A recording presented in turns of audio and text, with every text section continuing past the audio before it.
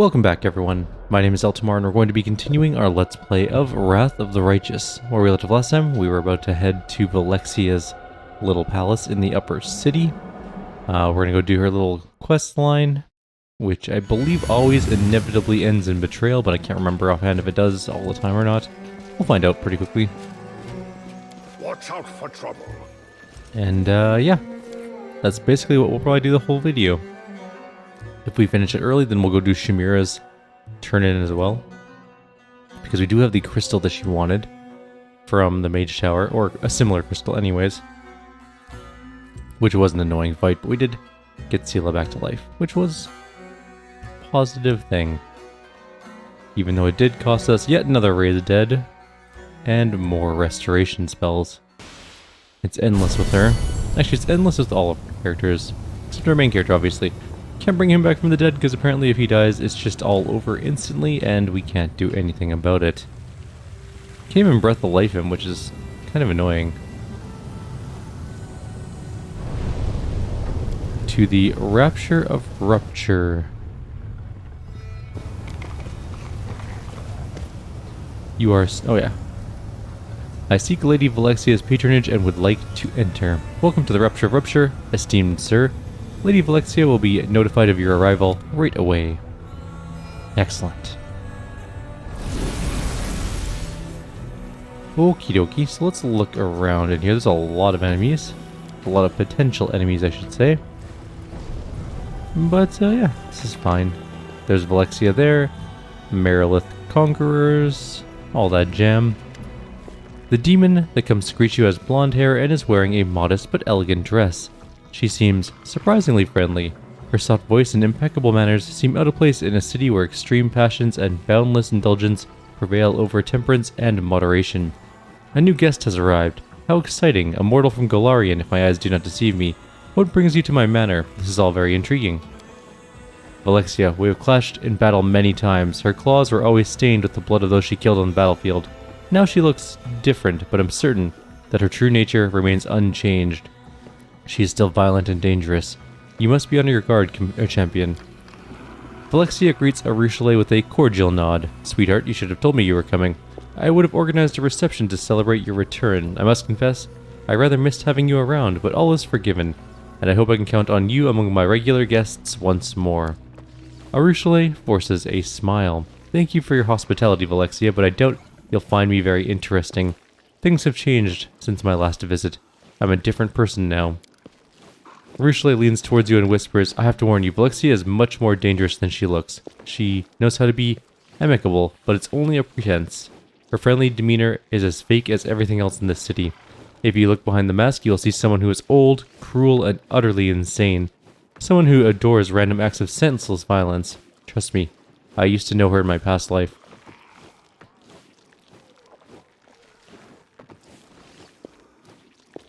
I am the commander of the Crusaders of Golarion. I'm a famous warrior, known for my amazing powers.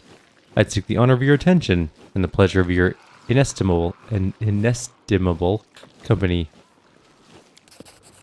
Vallexia answers politely, but without much enthusiasm. Known for your amazing powers, here in the Abyss you'll need more than power and influence to impress others. Your special abilities will hardly give you the same status they did on your homeworld. The demons will not see you as worthy of glory and respect until you demonstrate what makes you unique. However, you managed to pique my interest, and I would be glad to make your acquaintance. There's no need to bother with titles. You can simply call me Vallexia, and you are... Don't put your trust in her words, champion. Valexia's temper is like the wind that blows across Ishiar. It changes constantly and bodes poorly for us, no matter what direction it turns. You must watch her as vigilantly as a skilled sailor watches the horizon. You can call me Eltimar. Eltimar. Vallexia rolls your name slowly across her tongue, as if tasting the way it sounds. What an unusual name, that is true. Certainly not in keeping with the spirit of the Abyss, but I like it. You know, Eltimar, I have a proposal for you. Let's pick a place that's nice and romantic, go on an innocent little date together. It'll be a chance for us to get to know one another. How about the Battle Bliss? It offers simple and spirited entertainment. It'll be a good place for us to talk undisturbed. No one will notice us because they'll be too busy watching the fights in the pit. We can have a nice conversation and learn more about one another. I'll be waiting for you at the arena. I hope you'll accept my invitation. I'd be very disappointed if you deny me the pleasure of your company. Vallexia gives you an admiring smile. After all, you are the champion. You've conquered the arena. Or better to learn more about you than the place you proved your worth. Who does she think we are? A circus troupe hired to entertain guests at a ball? The effrontery. Call me old-fashioned, but I'd rather think we should go back to the traditional kill-on-sight method of dealing with demons. I have to go. Hold on, Valexia's gaze drifts between you and Arushale with lazy curiosity. I can see the way you look at one another. You can't hide things like that from me. Could it be, my girl, that you've decided to play the most dangerous of all games? I don't know what you're talking about, Lady Vallexia. Arushale does her best to sound polite, but you can tell she is scared. What do you mean by that? Every pleasure is available to us here in the Abyss, but which is the most dangerous, the most offensive? Tell me, what is the most unthinkable perversion for a succubus? Vallexia pauses dramatically, then answers her own question. Why, it is sweet self-deception, of course. The gentle feeling cherished, or so cherished by mortals, to let down your guard and relinquish control, to expose your delicate, defenseless throat, to persuade yourself just for a moment that your partner does not want to rip it open. Oh, this game is far more dangerous than any entertainment involving chains, whips, and needles. You see, there are only two ways it can end. The first ending is quite simple. You grow tired of the game, so you stop playing. Only yesterday you were persuading yourself that you couldn't live without your beloved, and today you don't feel like letting your beloved into the house. However, the second ending is far more exciting. If you allow the game to continue, one of you will eventually decide to take advantage of the other's defenselessness. In this situation, the game ends when one of you regains control of your senses and kills the other one before they muster up their own courage to strike.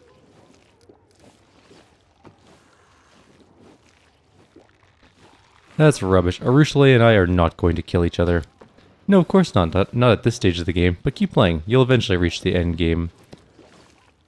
Arushale is not like you. She doesn't play those demon games anymore. Her feelings, whatever they are, whatever they may be, are real. You are right. Thank you for reminding me, Arushale whispers. Ah, of course. That's exactly what you should be saying to one another. Deceiving yourselves is the hardest part of the game, and the most delightful. Vallexia smiles warmly as she bids you farewell. Please don't stay away too long. Come back soon. Well, I'm going to steal your stuff while you're gone. Although it wasn't really anything of value, to be honest. Off we go to the Battle Bliss again. A lot of the Act 4? I want to say this is technically Act 4. A lot of the Act 4 stuff takes place in the Battle Bliss.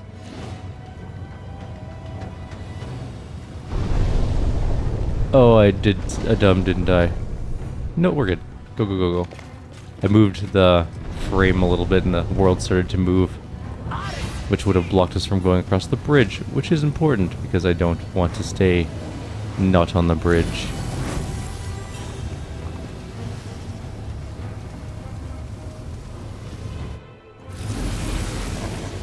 Let's head off. We didn't get a token yet for the upper city, but that's fine. We'll get one eventually. Probably. Maybe.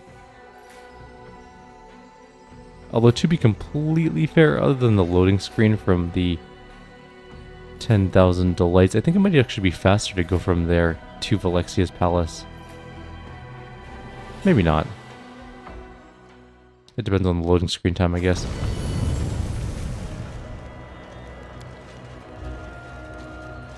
I wonder if that guy's... Yeah, Zephyrian's still around. Hey, I wonder if we could talk to him about the tower. We went through it and it was fine. Nope. We could kill him, but I'm not going to.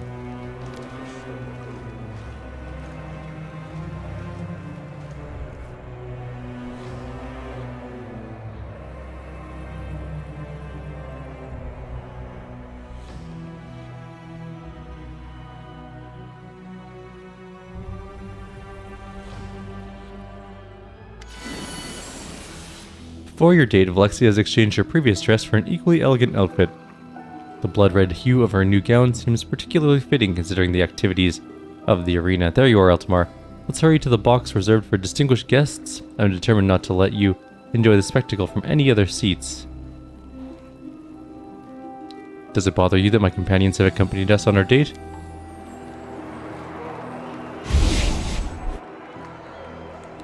I didn't get to see the response. We just teleported.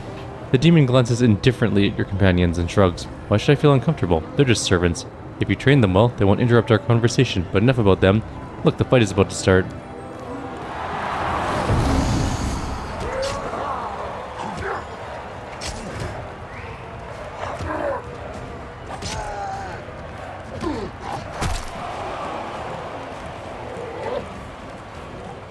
A fierce battle unfolds in the arena. The bloody freak surges forward, launching into a brutal attack against Xvim.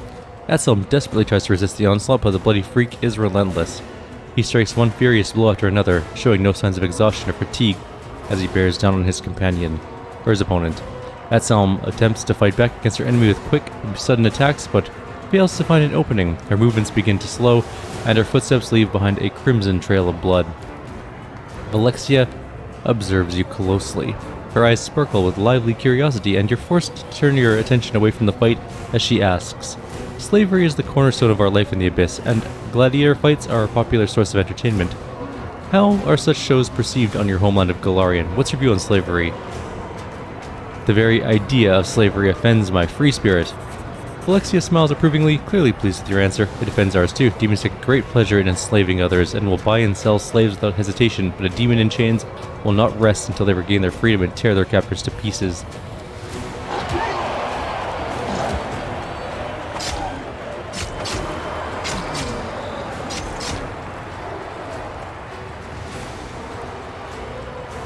With a victorious growl, the bloody freak hurls himself recklessly at his rival, who appears to be exhausted from her wounds. However, Xvim was merely feigning weakness.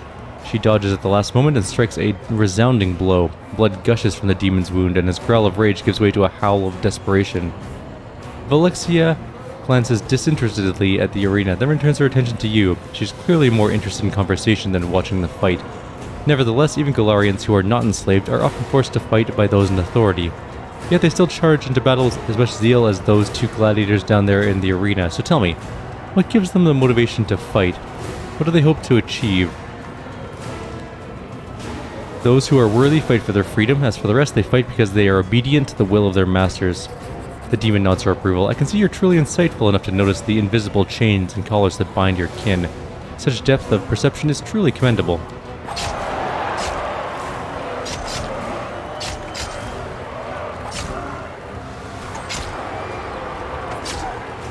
Xvim, no longer putting up the pretense of weakness, advances against the bloody freak, dealing him several painful blows. She strikes with precision, drawing blood, but never delivering a fatal blow. The audience goes wild as Xvim toys with her opponent, and the smell of blood hangs heavy in the air. There's no doubt that the merciless symphony of violence being played out in the arena will soon reach its deadly crescendo.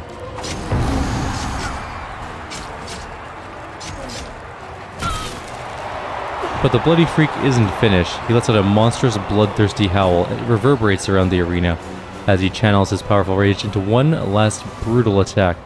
He strikes as swift as lightning, and Xvim's flurry of blows is brought to a sudden halt. She sways slightly, then doubles over, as if embracing the blade that was just plunged through her body. Then with another primal roar, the demon cuts her down, dispatching his weakened opponent with one powerful strike. Vallexia watches Xvim closely. She muses thoughtfully, but every warrior will meet their death, eventually. How do Golarians face the end of their life? Are they scared of death? Do they despise it, or do they welcome it as a friend? The memories of the deceased live on through their deeds.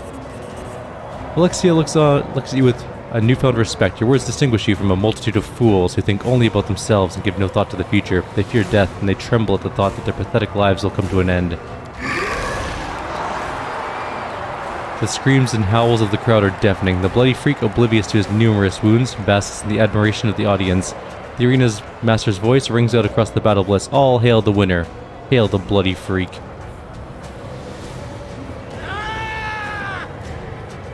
Hepzibah rises from her place and announces loudly, "I want this bloodthirsty fighter to be my servant. From now on he is my slave, and anyone insolent enough to object will face my wrath." We can easily do the knowledge world, and we can almost easily do the diplomacy. Having a formidable bodyguard is quite the status symbol in a Lushnera. Vallexia grins approvingly and claps her hands in silent applause. I can see you already understand many of our customs and traditions. I think I might take your advice. Only moments ago, Hepzibah commanded the attention of the entire audience as she boasted about her power.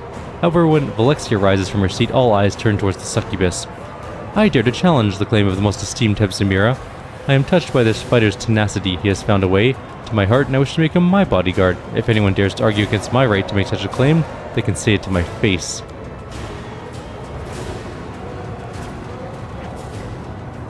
The arena master glances cautiously at Hepzibah, then turns to Vallexia and gives her a respectful nod.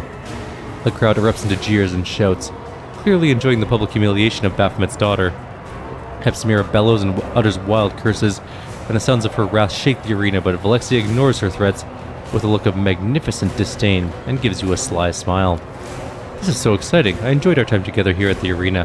However, I cannot resist the urge to appear with you somewhere in high society. I'm sure you wouldn't say no to attending a private reception with me at the Harem of Ardent Dreams. Shamir has prepared something special for her guests, and I would very much like for you to experience it with me. I shall wait for you at the Harem of Ardent Dreams. You really must come. I simply won't take no for an answer. Vallexia suddenly pauses as she's about to leave. She turns towards you with a look of gentle reproach. Oh, you should have reminded me. I nearly forgot. After such a wonderful time together, you must become a regular guest. I insist. Please accept this little gift as a reminder that the doors of my manor are always open to you. This coin is key to the teleportation arch located in the upper city.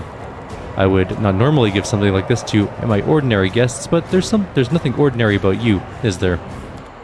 Alright, well now we have the key to the upper city, which is nice. That's good. Let's leave. We're going to head over to the harem, I guess. We're going to try and pick different options so she doesn't get bored with us. I want to see if we can actually get her on our side. I don't know if it's possible. It might be. Also, we are going to save before going into the harem because we might get pulled into the crystal conversation immediately. I'm not entirely sure.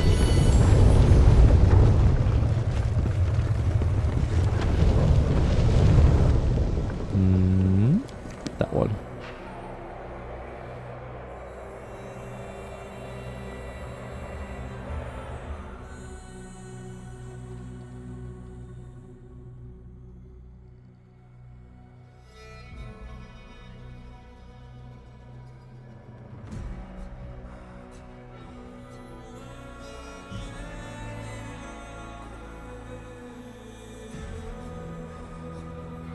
That loading screen though.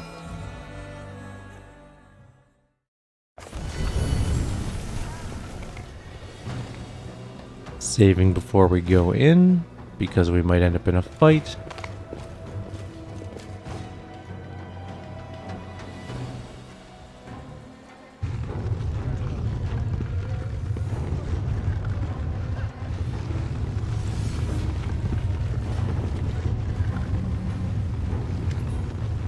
It was a good idea of mine to introduce you to high society at this reception. We're a subject of gossip among the guests. I heard them whispering about how we showed up together.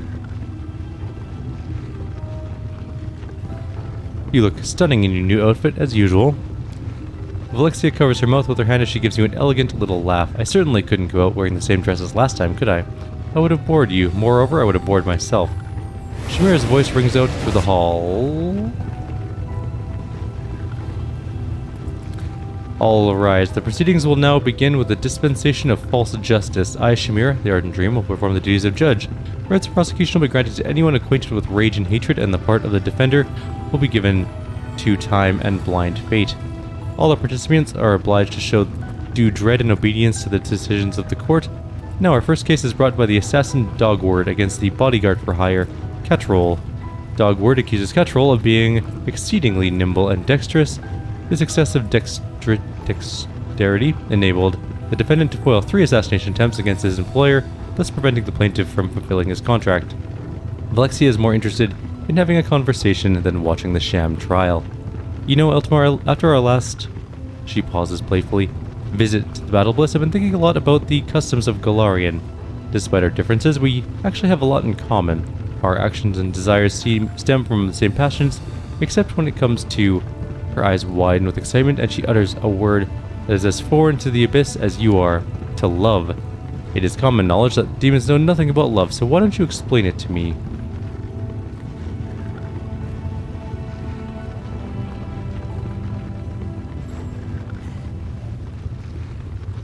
We'll go with chaotic this time, and they'll switch to good for the next one. It's passion, physical attraction, something that pushes you to do all kinds of crazy things. Crazy things? It's been 1,000 years since I did anything truly crazy. How intriguing. But it sounds too good to be true. Are you trying to lure me into a trap? She laughs teasingly. Growling with rage, Catrol, the bodyguard, has his head chopped off with a giant axe for being too good at his job. The crowd roars its approval, and the beaming plaintiff counts his coins. This is a perversion of justice. They're making a mockery of the very ideal of a fair and noble trial. They enjoy ridiculing the law. Is it not true that love restricts freedom, that its harsh constraints can sometimes lead to cruel, evil deals? Does not love force people to act contrary to their desires and subordinate them to the object of their affection? Do not even the most loving souls feel occasional regret about trading away their freedom for love? Haven't the most terrible betrayals been committed for the sake of love? Doesn't unrequited love cause mortals to commit suicide, and isn't rejection the reason they often resort to violence and other terrible crimes? I am most curious to hear your answer to these questions. Yes, when a mortal cannot control their emotions, their love can become a devastating force. That is why the feelings and emotions of the heart must be governed by logic and reason of the mind. The demon looks at you more closely. You speak of love as if it were a weapon. A true warrior respects their blade because it's capable of cutting down enemies and careless owners alike. You treat love as carefully as you would a sword. The execution has the audience in an uproar. The demons howl their approval, and Chimera has to raise her voice to be heard above the noise. Next we'll hear the case of Varza, the nose cutter. He attacked 2 Volutionaries visitors from another plane, even though the Great Nocticula made it clear they were under her protection. Varza the nose cutter tracked down his victims in the upper city and killed them with his glaive. Then he robbed them and cut off their tongues and noses. I mean, at least he lives up to his name, I guess. This scrawny demon doesn't look like a hardened killer. He writhes in his shackles, yelling hysterically, "But I'm not Varza the nose cutter. I don't even know who that is. My name is Sharzal, and I've never been to the upper city. I'm not allowed to enter, even though that's where a slaver of my status should live. Besides, I've never held a glaive in my life. This is all Hepzimira's fault. She wanted to buy my slaves at half price, and I refused to sell. Now she's taking revenge against me, and plans to get her hands on my slaves. It seems to me that love is like a living creature. Sometimes it behaves one way, and at other times another way. It is contradictory and inconsistent. It leads to both good and bad outcomes, and like every living creature, it's bound to die eventually. After all, every love, no matter how strong, is doomed to die. Is that not so?" Ember nods seriously. "That is true. Love always ends. It either ceases to be love or is lost altogether when the one we love dies. This is why we mortals value love so much. We know that it will be over before we are ready." Well, that isn't true. We value it for the moments of true happiness. When you're with the people you love, you can laugh and drink and joke and tell silly stories, and you feel like it'll last forever, because when love is with us, death ceases to exist. Ember answers with a cheerful laugh. "Of course you're right. What you say is so nice and is so true. Love does help us feel less afraid of death. It can even make us feel immortal." I'm gonna go with the... not gonna go with the evil one. Love never goes away. Old love just gives way to new love. Vallexia maintains her composure, but you can see the corners of her mouth twitch and her eyes twinkle mischievously. This is all madness, true madness. Everything you say is nonsense and empty fantasies. Yet I find them impossible to resist. My head is spinning. What have you done to me, my cunning friend? Chimera shouts to be heard above the screams of Varza the nose cutter. The court finds the evidence of the indicted person's innocence to be quite convincing. However, false justice requires every sin be punished, so therefore I hereby declare this demon is Varza the nose cutter, and he shall be executed without further delay. Chimera throws a conspiratorial glance at Hepzimira, who stands nearby. The latter grins and bows mockingly. Chimera announces loudly, "And the last crime for today is the most harmful and treacherous." I'm gonna listen. The crime of sinful mercy. And the offense was further aggravated by an attempt of self-sacrifice. A tiefling is brought forward in chains, and Chimera glares furiously at the bloodied, beaten figure. The mortal who stands before you is a descendant of Sharzal, a slave trader who died recently. A week ago, this tiefling was offered the chance to be an accomplice in the murder of his progenitor, Sharzal, in exchange for a portion of Sharzal's slave holdings.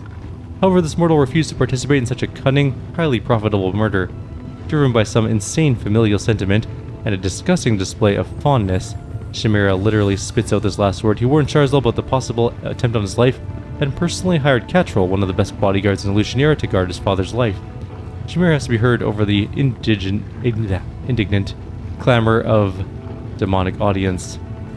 There's more. During the last attempt on Sharzal's life, this mortal, driven by the most disgusting feelings of duty and gratitude for his own existence, tried to cover his father with his own body to save him from the assassin's dagger. We find such actions to be criminally insane and dangerous. Therefore, false justice demands that we sentence this mortal to death. Sharzal's property will be declared destitute of an heir, and henceforth, accessible to anyone who wishes to take possession of it.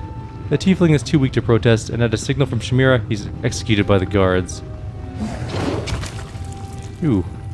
Vallexia smiles at you, her eyes sparkling with excitement. She seems uninterested in the drama that just played out before your eyes. Thank you for our conversation. I expected to find it interesting, but I had no idea that our discussion would be so thought-provoking. I'm so glad I decided to come here with you, and I sincerely hope that you'll visit me again. I hope to see you at my manor soon. I host a small receptions for the most interesting and noteworthy residents of the upper city. Conversations at these receptions are always entertaining. If you were to attend, we could continue our discussion about love. Of course, I seriously doubt my guests would be as interested in this topic as I am, so perhaps we should finish our conversation in private. Hope to see you soon, Eltimar. Don't stay away too long. I'm looking forward to your next visit. She gives me a dazzling smile and then vanishes into thin air. We're leaving before Chimera can talk to us because we don't want to deal with that yet. And we're going to go back up to her place and possibly get into a fight. Luckily, there's a portal right here. I also need to cast heal on Sela. She's pretty much dead.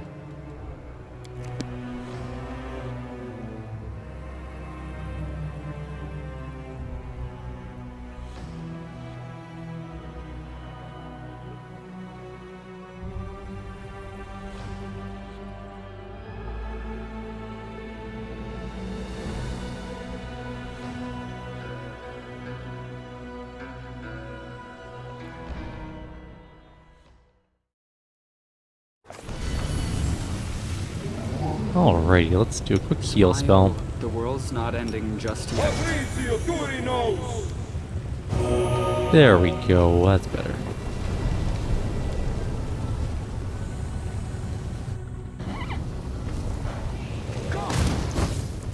Off we go. I like how those guys are just casting spells at each other for no particular reason. How is our experience going? Oh, about halfway up a level. To be fair, those conversations weren't worth too much.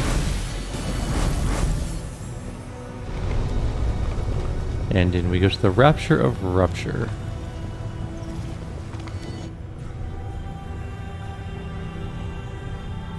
I don't know if we talk to people right away. I think we do, though.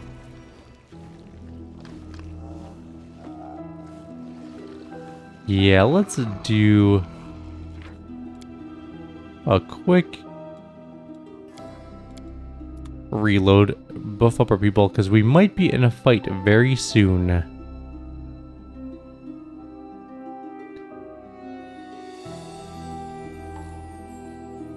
wonder if it's possible to not have her turn against you. Maybe we did.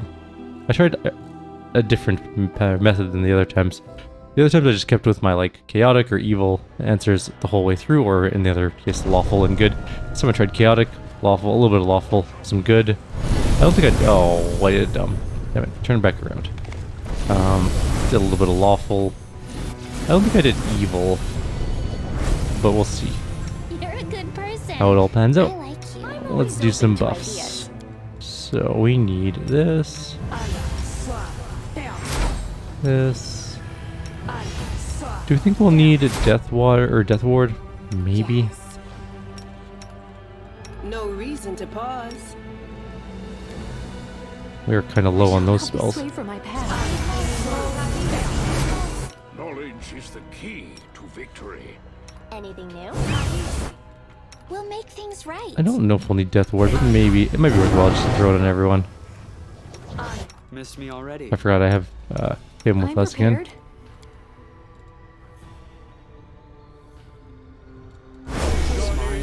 The world's not ending just yet. Death ward's going out. Soot is restless. I wonder. She's got all the spells she can have at the moment, so we're good on those to get some displacements. The gods have abandoned. What was he saying just now? Wanna play together? Okay. It's gonna be all we can do. Hopefully it's enough.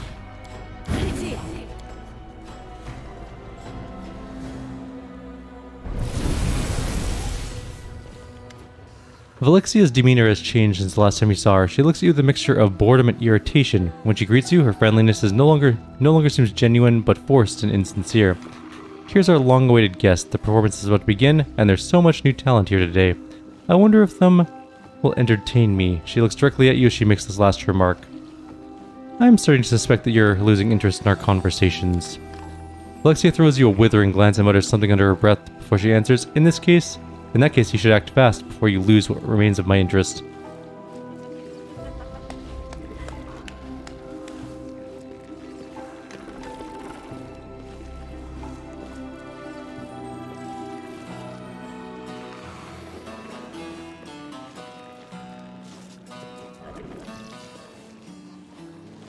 Vallexia claps her hands imperiously, and one of the performers begins to sing a heartfelt ballad in a deep, velvety voice.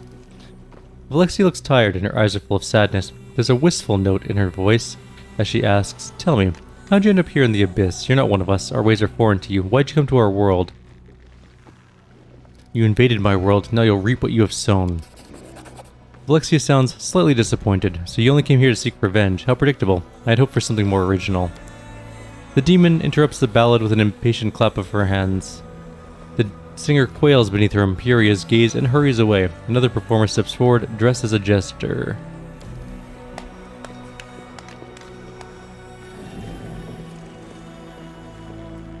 I'm actually going to check something. I'm really curious about one thing before we advance this too far. I wanted to try the evil response, but I've already seen the evil response before. I never tried the chaotic one. Let's just stick with chaotic for this last part, maybe. I don't think going into some sort of variable picking will work anymore at this point, so... Also, I forgot a spell. Are we ready to move out?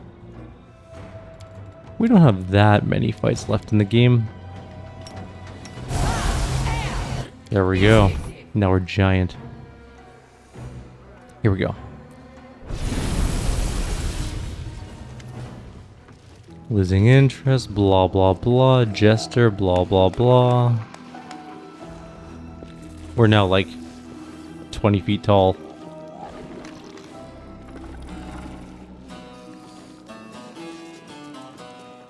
Kind of like that music though. I came here because I wanted to. Enough, you try so hard to talk and act like one of us, but it's just pathetic. You're not even convincing. Oh, look at you. So rebellious and so free, so wild-spirited, furious and defiant. You're certainly ridiculous, but it does make you interesting. Vallexia snaps her fingers, and irritation and magic sparks fly from her fingertips. The performers who were unlucky enough to provide the evening's entertainment begin to scream with pain. Their bodies change shape, density, and color. In a matter of moments, they've been completely transformed into a set of whimsically decorated furniture. The pieces of furniture creak sadly as if lamenting their bitter fate. We didn't get to see all the rest of the entertainment, so she didn't like the chaotic answer. Let's try that again then. We'll try a different answer. We'll try good, maybe. I'm just kind of curious to see how we can play this out. Evil did work for the next round of entertainment, so that was good. We can at least do that one for sure. But chaotic did not work. And also I think we need to resave after our legendary proportions, because I think that we reloaded after it. You are my favorite aid. Okay, now save. And in we go.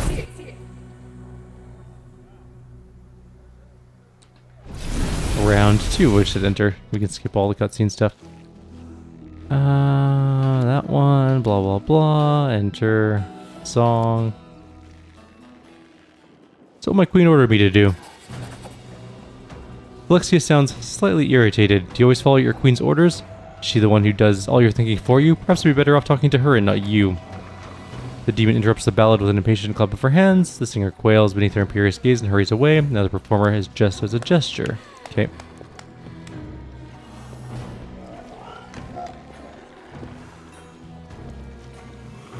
Here's another one for you, my distinguished guests. How many mortals would it take to paint this manor? Depends on how hard you throw them at the walls. Well played, sir. That wailing was starting to annoy me. What do we have next? Oh, another fool has decided to entertain me with jokes. Well, as far as I'm aware, laughing at cripples and the misfortunate is popular on Galarian as well. If you ask me, it's a primitive form of entertainment. Still, you mortals seem to enjoy it, even though you pretended yourself different from the creatures of vice and evil. Now I'm thinking about it, what's the difference between demons and Galarians?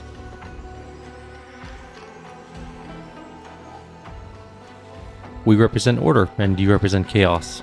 The demon shrugs indifferently. So what? Those are just labels. You force yourself to live a certain way so you can fit into some arbitrary category. Then you categorize everyone else, putting them into little boxes so you can distinguish yourself from anyone who isn't like you. Then you do it again and again, dividing the world into little boxes that grow smaller each time. But that is the very definition of chaos. Chaos is a lack of uniformity. There's plenty of chaos on Galarian.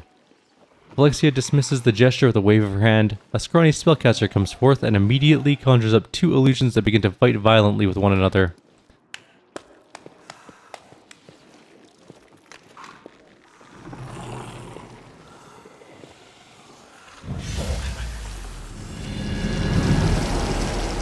I'll cut off your wings, put you in chains, then teach you obedience. May death take you, you despicable beast. Light will prevail. Good versus evil.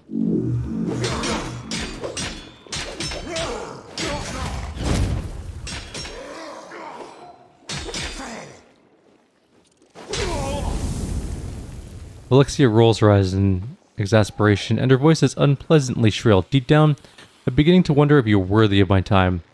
Why should I desire your company? What more do you have to offer?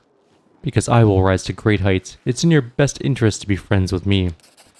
If looks could kill, Valexia's arrogant smirk could certainly inflict mortal wounds to anyone's self-esteem. Don't flatter yourself, little Galarian.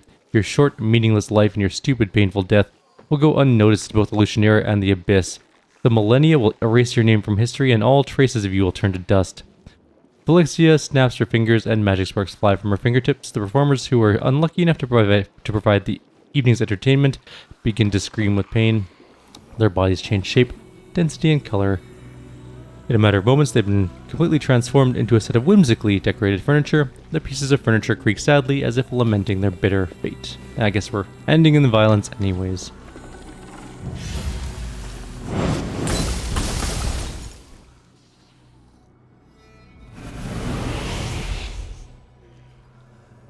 Vallexia is clearly tired of you, and the polite words she forces out from between her clenched teeth do a poor job of hiding her frustration. I must admit that our time together has brought me a certain degree of amusement. However, I do not intend for us to meet again. I ask that you take this humble gift as a sign of my affection, and in fond memory of the pleasure of our conversations used to provide. The succubus hands you an elegant piece of jewelry. This is one of my latest creations. It has an intelligent mind of its own. It is certainly more clever and sophisticated than many living creatures I know. This jewelry will identify the most important traits and features of its owner, and then will enhance those abilities. It's a rare and valuable gift. I hope you appreciate its worth, and now I must ask you to leave. I have grown tired of your company. Vallexia chose a clever punishment for the performers who failed to keep her entertained. They tried to serve her, but when they were unable to fulfill their task, she gave them a second chance. Well, her idea of a second chance, as you consider her clever scheme, an interesting idea begins to take shape in your own mind. After all, you haven't received much pleasure from the social gathering yourself. Perhaps you're also eligible for some compensation. Do you know anything about this? Actually, let's just do the chaotic one. We know that she doesn't have anything to do with Finian, I don't think. Play a prank on Vallexia by using her own spell against her. What kind of furniture will you become, I wonder?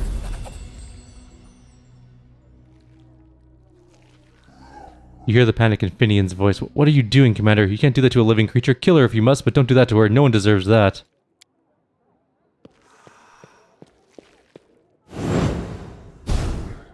What do you think you're doing? No! Sparks fly from your fingertips. They look very similar to the ones produced by Vallexia just moments ago. Your magic takes hold of the demon's body and gives it the density of mahogany. Her eyes, which reflect her dark and insatiable soul, become larger and larger until they're all that's left of her. A moment later, the magnificent mirror stands before you, its surface shrouded in a dark, mysterious haze. That's worth 48,000 experience. I think that was much more than we would have gotten had we fought in here. So, we wasted a bunch of spells, but that's okay. We won, technically. We got a whole bunch of experience. I guess we have a little, well, we don't have a little bit of time. We're actually way over time, but that's okay. Let's do Shamira's thing quickly. And then next time we can go to Nocticula's Palace, do that. And we can do the Lexicon of Paradox thing. which is our mythic path, I believe. And then maybe we can see if we can grind out the rest of a level, because we're, what, 220,000 experience away or so?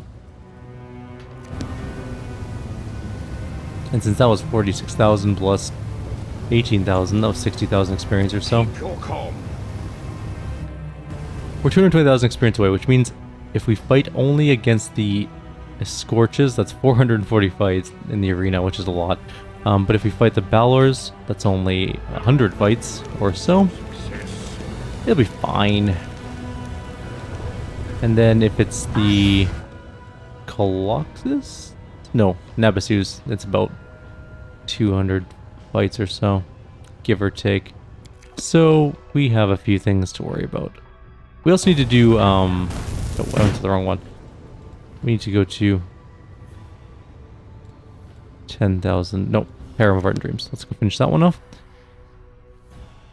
We turned Vallexia into furniture, which is interesting. We didn't get to do the fight, but I don't think the fight is worth as much as actually doing that quest, which was kind of cool.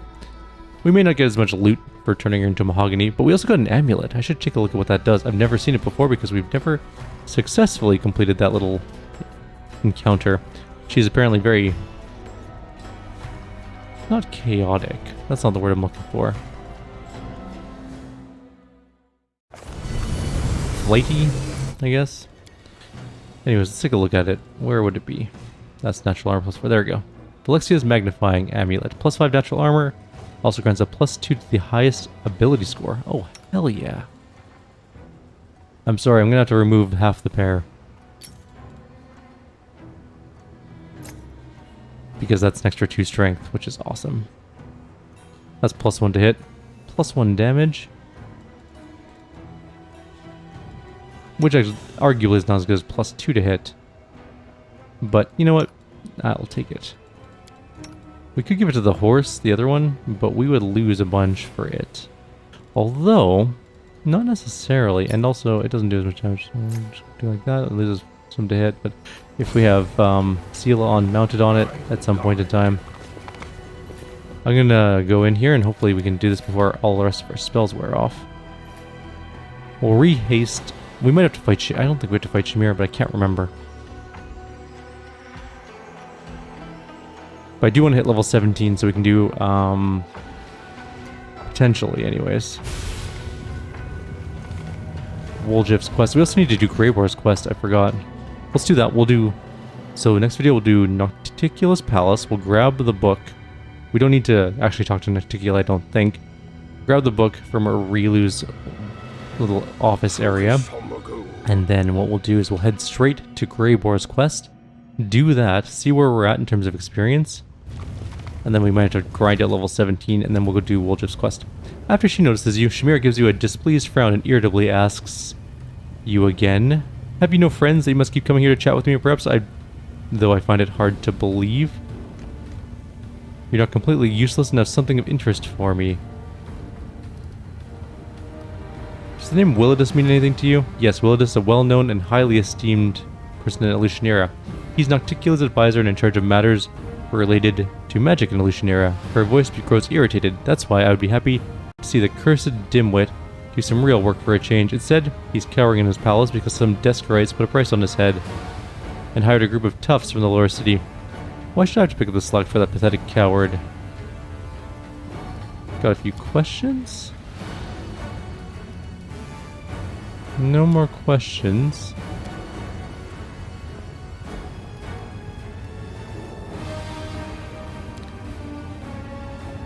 I guess we don't get to do her quest anymore because technically we did the other one instead. I see. Well, I mean, at least we don't have to talk to her about the knife anymore. Well, that sucks. I was kind of hoping to get both of them done. Oh well. You know what? Live and learn. It's fine. I guess next video we'll do Greyboar's quest then. That's where we'll start it out. Actually, maybe let's do... We might actually just be able to go do the Terrace of... Let's go to Nocticula's Palace now. Vallexia was our friend and probably would have given us the I don't know, reputation, authority to enter the palace.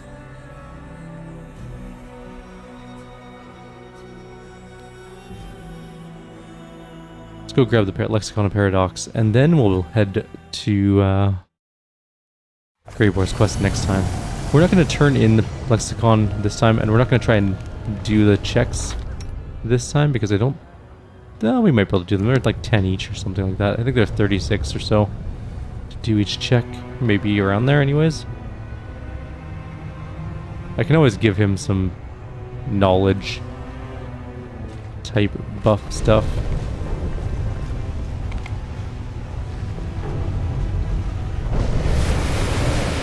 Hello, random people.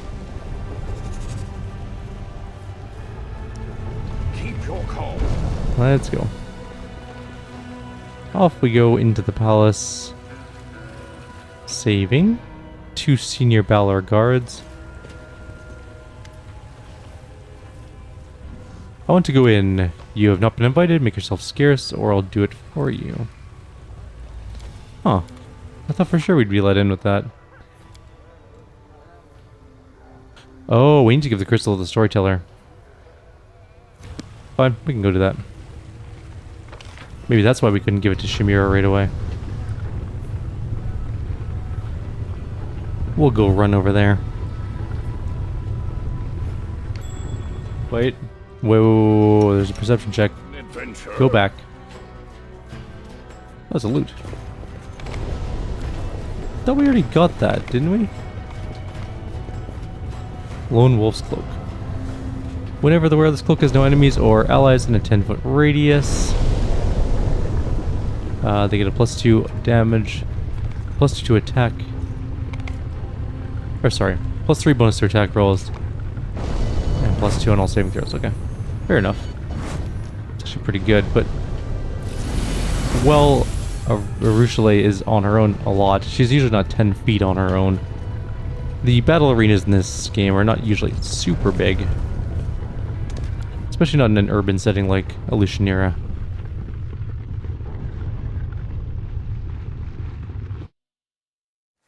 Usually have all my range people clumped together, which is actually a terrible strategy.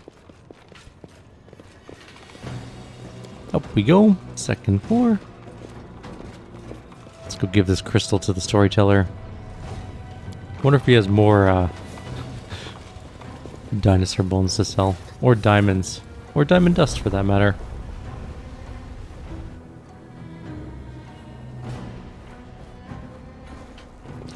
Where's the gate? It's over the other side, of course. What if he's already here? Nope, let's just summon him. There he is. Boom. The blind elf whispers something under his breath. However, you're hearing your steps. He turns to you slowly. Greetings, Eltimar. Have you brought me a new story? Take this crystal. What do you see? The storyteller takes the crystal and his face becomes twisted with evil rage, and a screeching cry bursts from his lips. A bloody stain spreads across your chest, and the storyteller's visions once again burst into your mind. Just as it did in Canabrus when you brought him the stone chisel. My wings take me higher and higher, stirring storms, but even they cannot disperse the ball of darkness hanging in front of me. Stupid little maggot. You think you can fly as high as me? My cheeky opponent does not answer, and the wound under my heart continues to gush streams of blood, tainting the feathers of the black bolt, and dripping into the dark waters of the Ishiar. There's something wrong with this wound. My strength is dwindling too quickly. This means there's no time to waste. I'll grab her, scrunch her up, and cut her with my claws, and throw her into the very bottom of the abyss. Quickly changing the direction of my flight, I rush forward and hit the center of the dark cloud. Well, where are you? My chest is thrust forward, ready to take any blow, and my claws are cutting through the air. But she's not here. She deceived me. The dark cloud was a fake. Where are you? Her triumphant laughter echoes over the black ocean. So insulting, so insolent and impetuous. Somebody catch that laughter. Choke it. Your mind is confused. Adrenaline pounds in your veins. By force of will, you manage to overcome this madness and concentrate on the storyteller's screeching voice. Who are you? You don't know me? I'm the demon lord Elenithia, lady of harpies, sweet-voiced mistress, and seductive peril. My wings could embrace a mountain, and all in the abyss know my name. Who are you fighting? That pathetic upstart Nocticula. She attacked me without warning and wounded me, and now she is hiding in the shadows, thinking she can get away from me. Your pathetic leathery wings can't compare with mine. What are you fighting for? For power, for might, for superiority, for the right to fly over these endless waters, for the right to seduce the unlucky ones of our choosing. One of us will perish, the other will rise and get everything the loser owns, and I will be the one to triumph. How will your fight end? The storyteller's voice changes. You hear a death rattle. She will win, overpower me, weaken my spirit, and my body will drop into the waters of the Ishiar. The elf's voice becomes lower and lower, becoming denser and stronger, like stone that has decided to talk. From now on, I am blood. I set and thicken, I grow firmer, stronger, I crystallize, I gain edges, power lies dormant in me, and I lie dormant in the dark. A dark, heavy stone slab seems to fall on your back, but this is not enough to break you. Stubbornly straightening your neck, you continue to listen to the storyteller's monotonous voice. Are you the island of Elenithia? The one Illusionaire is built on? Yes, my body became stone, my flesh turned to firmament, and the power hidden in it made it expand and swell. I'm the island and everything hidden within it. I thought the souls of demon lords went to the Rift of Repose after death. Yes, but not me. The one I used to be, she was supposed to go to a secret place, but somebody stopped her, locked her in this body. She didn't want those who fell at her hand to return. She found a way to lock their power in the remains. The power is still here. Who are you? I am lying in the ground. In the depths, my paths are laid. I am asleep, waiting for greedy hands to touch me, gather me up, take my power for their own. What will happen to you next? You will take me out. Your hands will take me out of the cavern. And the storyteller's voice calms. This is where the road to the past, the one open to me, ends. It leads to this very moment, but I see something else. The future, a possible future. Droplets of spittle fly from the old elf's mouth. His speech becomes furious and garbled, his voice trembling with tension. Ah, it hurts. This crystal is so huge. She is implanting it, sewing it into living flesh. My flesh, and it oozes power, soaking my flesh and blood, flowing in my veins. I am rage, I am agony, I am violence made flesh. Overcoming the scarlet rage seizing your mind, you get through the stream of insults and mangled words flying from the storyteller's lips. Who are you, and who actually, I'm going to listen to the storyteller's voice, but try to understand why it's trembling. You feel the thirst for blood, the heat that pulses through the warrior before an imminent fight, the pride swelling within the demon that is speaking through the storyteller. That power that he yearns to feel as soon as possible, a duty that he intends to embrace with honor. Who are you, and whom do you serve? I'm a humble demon whose old name does not matter. From now on, everyone will call me the Horned Horror. Lady Hepzimira will lead me to battle where I'll crush her enemies. No, I will destroy them. My horrifying grunting that will rip their pathetic flesh from their meager carcasses. Who's implanting the crystal into you? Mudasofen, that cunning one with the snake eyes. One of the fosterlings of the upstart Aureliu. My mistress Hepzimira ordered him to do it. She has many such crystals. I'm not the first or last to have this done to them. Mudasofen is a weak and mortal spawn, but even he improves the practice. You see, I'm alive, unlike the pathetic unfortunates who went first. What fight awaits you? We're gonna fight Nocticula. That winged upstart has been troubling our Lord Baphomet for too long. Time to remove her from the board. How do you expect to defeat Nocticula in her dominion? We have followers in Illusionaire. They'll strike from the inside, cripple her, drain her blood, and then our army will bring down all its might, given to us by the miraculous crystals. And Nocticula and her pathetic servants will fall. Enough. The storyteller's vision fades, and with it the terrible heat in your chest. The old elf comes back from his dream with a helpless sigh. What a horrible vision. I'm completely exhausted. I never expected to touch the memories of a fallen demon lord who had never found peace in the Rift of Repose. I shared a vision with you again, like when you brought the stone chisel and Canabris. Strange, could it be that those two objects are connected to each other or to you? So the crystals are demon blood. Yes, hardened blood, in which the spiritual power of the perished demon lord is sealed. In this case, the power of Elenithia, who was killed in battle and locked in her own remains in this unusual way.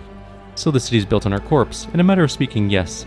After the spiritual power of Elenithia did not go to the Rift of Repose, Nocticula began to transform her dead body, forcing it to expand and assume a more solid static form. I can only guess what a nightmare this imprisonment was for Elenithia's spiritual essence. There we go. Sorry to hiccup. How can the stone grant powers? I suppose it happens as a result of some merging process, after which the unspent power of a demon lord will literally flow into the body of the one who uses the stone. What's the Rift of Repose? It's where the souls of demon lords go. After death, they usually return to their own abyssal realms, but if death finds them again before a year passes, the abyss dumps them in a cemetery. In this stone rift full of fog, the souls of the grand demonic dead turn into stone statues and stand for an eternity, slowly becoming threaded with cracks and gradually falling into ruin. It's a kingdom of decline and decay, and a visit there might serve as a good lesson to those who believe their own might and deem themselves invincible. Everything's clear to me now. The old elf gives a sudden jolt and says, I've had a brilliant idea. The stone knife you showed me in Canaveras. Do you still have it? Can I examine it again? I'm gonna pause here, because I can't remember if we're supposed to give it to him or not. Hang tight. Okay, I think we can give him the knife. Frowning, the storyteller stands for a while, holding the knife. Finally, he returns the weapon to you, and says heavily, no question, this knife is made from Nahindran crystal. No, not made. This stone is the hardened blood of a demon lord. And considering you found it in the square and devastated Canaveras, the blood certainly belonged to Discari and was shed in battle. I have to go.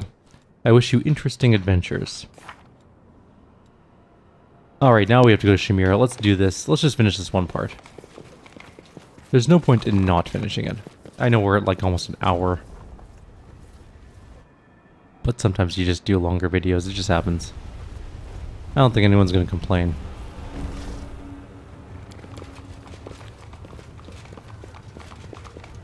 We're going to need to do a will check to make sure she doesn't get the dagger, though. That's the save scummy part we're going to have to do. She literally cannot have the dagger. If she gets the dagger, we are screwed. And we can't do the Ascension perk, so we literally cannot make that, let that happen, or we can't do the Ascension ending.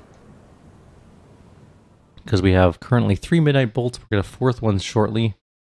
We have the dagger, or no, maybe we have 3? Yeah. Or maybe we have 2 Midnight Bolts? No, I think we have 3. We need a total of 6 Midnight Bolts and the dagger. We need 6 crystals. And then the stone knife is the 7th crystal to do the full ascension for your entire group plus a Relu. Which is what our goal is to do, at least on the Trickster playthrough. You can't do the ascension on the legendary hero one because you don't have a mythic path anymore technically. You give up your power to become like a mortal, like a super mortal. Let's go to the Harem of Ardent Dreams. Fingers crossed that our will save is up to snuff. No guarantees.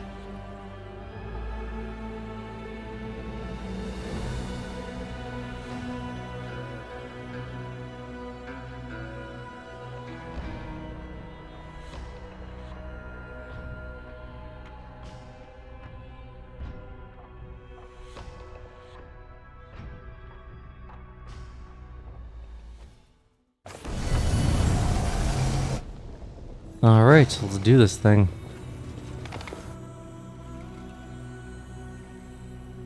We should have saved inside. I don't know why I bothered to save outside. That was silly. Although maybe it will drop us into a conversation. I don't remember.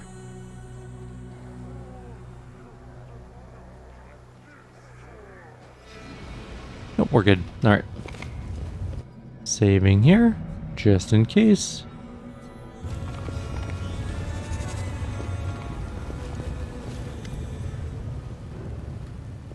After she notices you, Shamir gives you a displeased frown and irritably asks, you again, have you no friends? Oh, we already did that. Completed your task. Shamir ignores you, looking somewhere else, but in your mind you hear her angry hiss. So speak if you have, but use your mind instead of your flapping lips. Your mind. I know you have done much to win Shamir's favor, but my heart tells me that helping her would lead to evil. Forget everything I've told you. We will find another way to complete our mission. It is wrong to fight evil by increasing the power of another evil. Reject the promises of the Ardent Dream, and we'll leave this place before we betray ourselves and our ideals.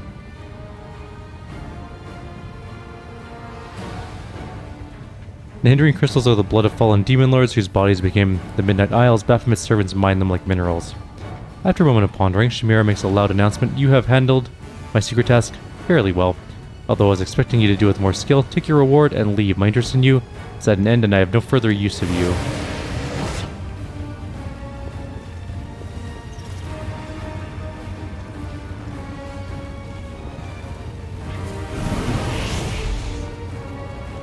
A demon appears beside you as if from thin air. Actually, he really does appear from thin air. He holds a neatly wrapped package tied with a cord as red as Shamir's hair. You hear whispers in the crowd of demons. Beneath the hushed praise, you hear the burning envy that consumes them. Any one of them would give up everything to stand in the place of this Galarian upstart who performed a service for Shamira and won her favor. We got Slaver's Fury, which is a hand axe. We got no experience for that, though. I guess 3,200. Did we keep the dagger? We kept the dagger. Or do we kill her? Keep Keep your calm. I mean, this is a rough area to fight in. Shamir's kind of an asshole. We'll save here. Right? Actually, we'll hard save here. Call this one Shamir accept. Alright. And then we're going to reload back to here. And we're going to call this one Shamir reject. And we're going to do a quick fight. It might be worth it to kill her. She's kind of an asshole. Although we've killed Vallexia. And if we kill Shamir, we might not be able to enter the palace. Maybe Zephorian will help us in. Who knows?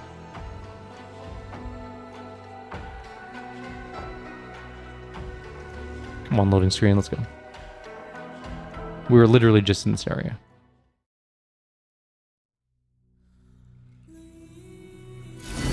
Okay, let's go haste. Require my unbiased opinion?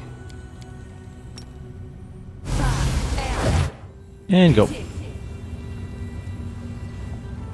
Oh, did we not go back far enough in time? Oops. We didn't go back enough quick saves.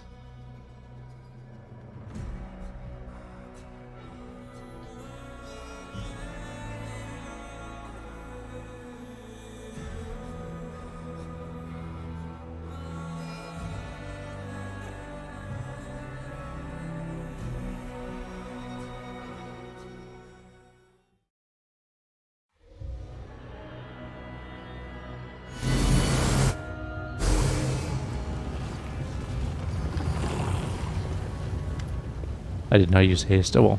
Completed your task. Screw you, stone your ignorance. What, you little piece of filth? Blah blah blah. Failed our will check. Can't break me. Failed our will check. And nothing good happened. Alright, what's the will save on this? Can we even win it?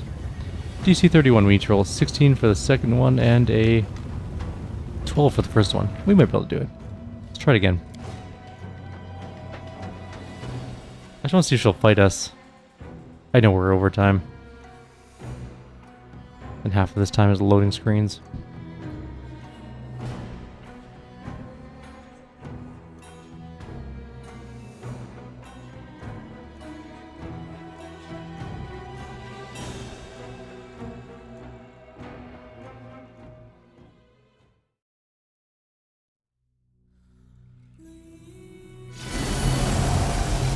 Round 2. Will save time. Good task. F off. Hey, we succeeded. Can't break me. And then we failed. And we failed again. Alright. You know what? We're going to keep the will to Shamir accept because I don't think we're going to pass those will saves. So, good enough. We'll end the video here. Like always, if you have any suggestions or comments, please leave them below. And we'll see you next time. Take care.